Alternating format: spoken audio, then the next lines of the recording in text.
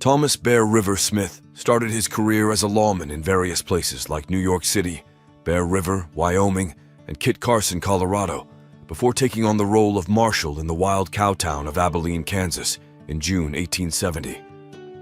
Born in New York City on June 12, 1840, Smith initially pursued a career as a middleweight professional boxer before joining the New York City police force. However, after an unfortunate incident in which a 14-year-old boy was accidentally killed, Smith left the police force in 1868 and found employment with the Union Pacific Railroad. His new job led him out west, and he eventually settled in Bear River City, Wyoming, where he worked as a teamster. It didn't take long for him to gain a reputation as a formidable individual, thanks to his boxing skills, and he was soon appointed as the city marshal.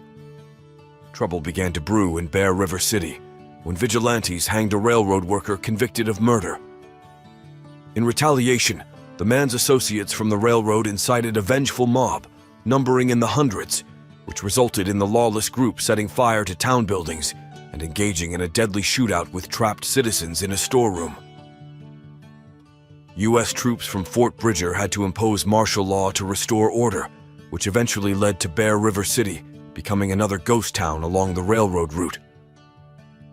Smith then moved to Kit Carson, Colorado, where he took on a similar law enforcement role before ultimately finding his way to Abilene, Kansas.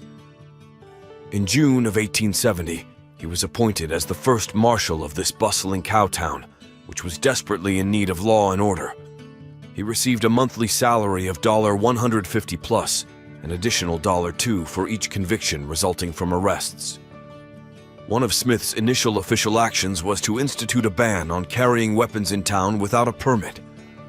Within 48 hours, he successfully convinced everyone to relinquish their weapons, although he had to physically subdue 2 troublemakers before they complied. Referred to as the no-gun marshal, he became known for subduing troublemakers with his bare hands rather than relying on firearms, although in the lawless environment, he frequently had to resort to physical force. His decision to prohibit the carrying of guns didn't sit well with some members of the community, and within the following months, he managed to survive 2 attempts on his life. On November 2, 1870, Smith rode his horse about 10 miles outside of Abilene to apprehend a man named Andrew McConnell, who was facing charges for the murder of John Shea, a local farmer. However, upon reaching McConnell's residence and informing him about the arrest warrant, McConnell shot Smith in the chest. In return, Smith fired back, injuring McConnell before collapsing. A co-conspirator in the original crime, a man named Moses Miles, then struck Smith with a gun and grabbed an axe, almost decapitating him. Thomas Bear River Smith was laid to rest in the Abilene Cemetery, where his remains rest to this day.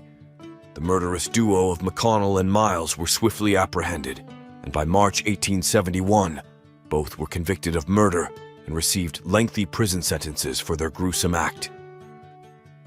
Afterward, Abilene returned to its unruly behavior until a new marshal was hired, that being James Butler Wild Bill Hickok in April 1871. However, despite his reputation, Hickok's performance in the role was far from impressive compared to Smith. Eventually, Abilene saw a decline in its rowdiness as new railheads were established in Newton, Wichita, and Ellsworth, which became the preferred shipping points. Years later, another Abilene resident, none other than President Dwight D. Eisenhower, paid homage to Marshal Smith, saying, "Based on the legends of my hometown, he was anything but ordinary. While he rarely carried a pistol, he had a remarkable ability to maintain law and order through the power of his personality and athletic prowess. It's said that a single punch from him could easily take down the average tough cowboy. Sadly, he met his demise through an act of betrayal." Joseph Joe S. LaForce was a U.S. deputy marshal known for tracking down train robbers and outlaws in the northwestern United States. Born in Paris, Texas in 1865, LaForce grew up as a cowboy. After leading a cattle drive to Wyoming in 1885, he decided to stay in the area. He later took on the role of an inspector detective responsible for recovering stolen cattle in Wyoming and Montana, often getting into gunfights. In 1899, he joined a posse sent to capture the culprits behind the Wilcox train robbery and was officially appointed as a U.S. Deputy Marshal that same year. In this role, he pursued various train robbers and other outlaws in the northwestern region. In 1901, LaForce gained recognition for apprehending and obtaining a confession from Tom Horn, a former lawman turned contract killer. Horn was subsequently tried, convicted, and hanged. In 1902, LaForce reportedly worked for the Iron Mountain Ranch Company in Helena, Montana, to infiltrate a gang of cattle rustlers. Unfortunately, his efforts to assist the gang were unsuccessful, and he was dismissed from his position in 1904. Following these events, little is known about LaForce's life, except that he passed away on October 1, 1940, and was laid to rest in the Willow Grove Cemetery in Buffalo, Wyoming. Born in Fort Smith, Arkansas, Willard Rufus Ayers entered the world in 1847 to parents Willard N. and Caroline Forrester Ayers. His father, a stonemason, had relocated from Vermont to Arkansas during the construction of the fort. During the early 1870s, both Willard and his older brother, Christopher Columbus Ayers, took on roles as U.S. Deputy Marshals prior to Judge Isaac Parker's tenure. In 1873, Ayers sustained a gunshot wound from a prisoner during his duties with U.S. Deputy Marshals Perry Duval and James Wilkerson, who were responsible for escorting prisoners to and from Indian Territory and Fort Smith, Arkansas. Unfortunately, Duval lost his life in the incident, but Ayers managed to recover from his injury and resumed his duties. Several years later, on August 11, 1880, Ayers sought to apprehend Emmanuel Patterson, an African-American with a warrant for larceny. Ayers ventured to Patterson's residence near Cherokee Town in the Chickasaw Nation to carry out the arrest. When Patterson requested to retrieve some clothing, Ayers consented. However, upon Patterson's return, he was armed and fatally shot Ayers before making his escape. Nonetheless, in 1886, Patterson found himself arrested and transported to Fort Smith due to another offense.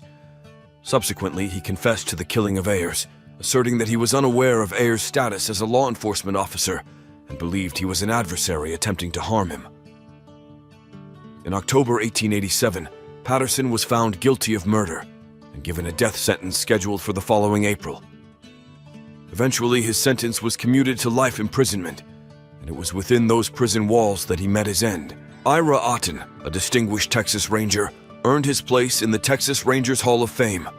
Born as Austin Ira Otten on September 3, 1862, in Cairo, Illinois, to Austin Cunningham and Catherine Kate Dunlap Otten, his family relocated to a farm near Round Rock, Texas, following the conclusion of the Civil War. A pivotal moment in Otten's life occurred when, as a teenager, his father cared for the mortally wounded Sam Bass in 1878. It was during this time that he resolved to pursue a career in law enforcement. In 1883, Ira Otten joined the ranks of the Texas Rangers, eventually rising to the position of captain within Company D. His reputation as a sharpshooter preceded him, and he initially served on border duty. Following a fierce shootout with cattle rustlers, he was promoted to corporal and subsequently dispatched to West Central Texas. His efforts proved crucial in dismantling various cattle rustling operations. Notably, after apprehending Jim Epps and Rube Boyce, he was further promoted to the rank of sergeant. Serving as a special ranger, he was actively involved in numerous cases, often taking on the role of a ranch hand. However, one of his most renowned cases was the fence-cutting wars that raged from 1886 to 1888. During this tumultuous period, some individuals unlawfully erected barbed wire on public land, attempting to claim it as their own. This often led to violent confrontations and, at times, even murder. In July 1887, after an extensive manhunt, he teamed up with Texas Ranger John Hughes to pursue and apprehend the outlaw Judd Roberts, a member of Butch Cassidy's notorious Hole-in-the-Wall gang. Ira Otten assumed the role of sheriff of Fort Bend County, Texas in 1889 during the turbulent Jaybird Woodpecker War. In Austin, Texas, on February 3, 1892, Ira Otten married his childhood sweetheart, Imogene Boyce. The couple would later have 5 children. In 1893, he was elected sheriff of Castro County, Texas, where he once again took decisive action against various rustlers in the Panhandle region. After serving as sheriff for 2 years, he went to work as a superintendent of the 600,000-acre XYT ranch in the Texas Panhandle, a position he held until 1904.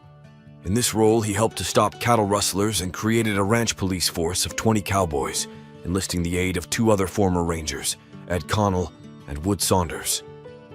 Following his departure from the XYT ranch, he relocated to California with his wife and 5 children. He assumed a position on the Imperial Valley District Board, where he played a role in supervising the construction of the Boulder Dam and the All-American Canal. In 1945, his memoirs were featured in the magazine Frontier Times, thanks to J. Marvin Hunter. Tragically, he succumbed to pneumonia at the age of 91 in 1953 and found his final resting place in the Evergreen Cemetery in El Centro, California. In recognition of his remarkable service, he was later honored with an induction into the Texas Ranger Hall of Fame in Waco, Texas.